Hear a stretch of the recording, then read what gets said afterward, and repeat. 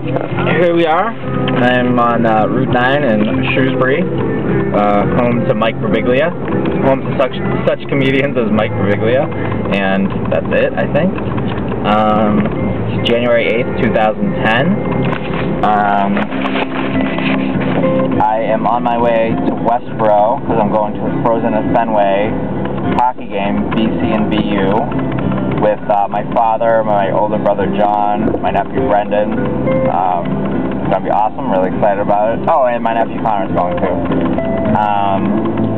Really excited about it. I'm wearing my Superfan shirt, and so I thought that rather writing down stories, I have a few stories related to the shirt, I would tell them. So, the first story is, I was actually there for the unveiling of the Superfans. The unveiling of the Superfan shirt. It was the fall of 1997, and I was living in Waltham. And my roommate Scott, who was a year under me at BC, was in the Pikes Peak Club, which is the booster club for the hockey team. And in the mid to late 90s, or mid-90s, BC was really not that good in hockey. When I was there, they won one bean pot, and it was just because their goalie Greg Taylor was unbelievable. But they never made the NCAA tournament or anything like that. So anyway, in '97, Pikes Peak was trying to revive interest in the hockey team. And they sponsored a trip to New Hampshire to see BC play UNH in hockey. And they paid for a bus, they paid for the shirts, these shirts, they paid for the tickets to the game and food to eat on the bus. And my roommate and I, as funny as it sounds, my roommate and I were the chaperones of the trip. So he was like 1 year out of school, I was 2 years out of school, and we were like in charge of like, 50 BC kids on this bus up to UNH. There were like 2 girls, and of course there was, we turned our eyes when we saw beer cans. We just told them to put them in cups so we couldn't tell what they were drinking. And then I also brought Slapshot, so we watched Slapshot on the way up, which was hilarious, and got us pumped for the game. And before we got there, we all put on the Superfan shirts under our coats. And we were all sitting together, and we waited and waited, and at the end of the national anthem, we took off our jackets, and we were all wearing the Superfan shirts, and just went absolutely nuts. And the UNH fans were just like, they were like, what the hell just happened? And BC unranked at the time, and UNH was ranked, and BC won. So yeah, it was pretty crazy and pretty fun. And BC actually ended up having a really great season and rised in the rankings.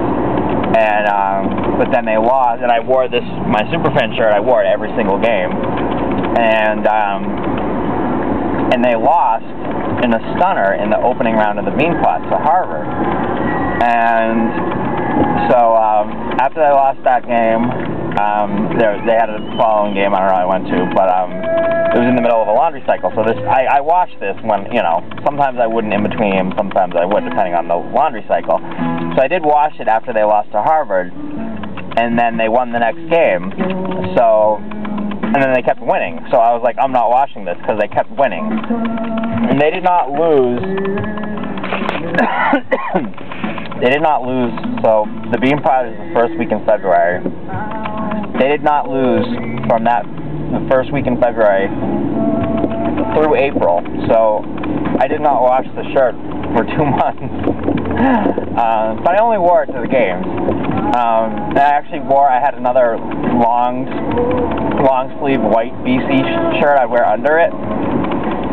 So I actually took them off as like one unit and put it back on as one unit when it was time for the next game. Pretty gross, but I did my part to keep the winning streak going. So they kept winning, and they got all the way to the championship game. And me and my roommate Scott and my friend Patrick managed to get tickets. My friend Patrick actually lived out in California at the time. flew from California to Boston. He was in Boston for less than 24 hours. He basically flew, came, met us, we ate, went to the game, and after the game he left. Like, it was, so anyway, we went to the championship game because it was in Boston against Michigan, and BC was leading, and I was like, oh my god, am I going to finally see a team win a championship? This was back in 1998, so my teams had not won any championships. So BC was ahead in the third period with 7 minutes to go. Michigan tied it, and I was like, oh god. And it went into overtime.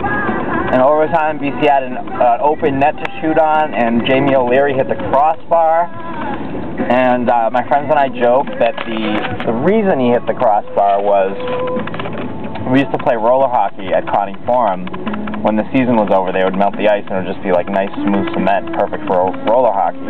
So me and my friends would play there.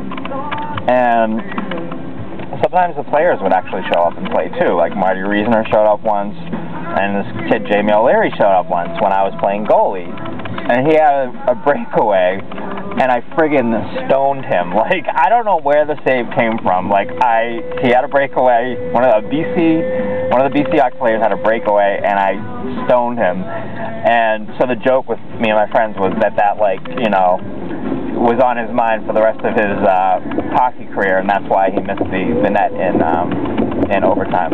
But anyway, he didn't get the goal. He hit the crossbar, and then Michigan won. Michigan scored and won the championship. And the most heartbreaking game I've ever attended. The most heartbreaking, of course, the 1986 World Series, but I wasn't there. So Michigan scores and they lose, and me and my friend Patrick and Scott just sat there. Like, I put my head down and I had my eyes shut, and we didn't say anything. We stood there motionless. I don't know if they had their eyes shut, but I just had my head down, my eyes shut, and I was like, what the hell just happened? Like, I can't believe I just had to watch that, and like, all these things going through my head. And the only thing I just remember hearing a voice that said, excuse me, you have to leave now. And I looked up, and there was no one there. It was me, my friends, and this woman. Like, everyone else was gone. The teams were gone, the bands were gone, all the press was gone. Everyone was gone but us. The cops were gone. I don't know how long we were sitting there, but it was pretty unbelievable to look up and see, oh my god, where is everyone? But anyway, there'll be more BC stories later. I hope you enjoy, and go BC. Hope they beat Terriers tonight at Fenway. Talk about bragging rights forever, because when is this going to happen again? You know, BC's having a much better season than BU, but that means nothing. Anyway, go Eagles.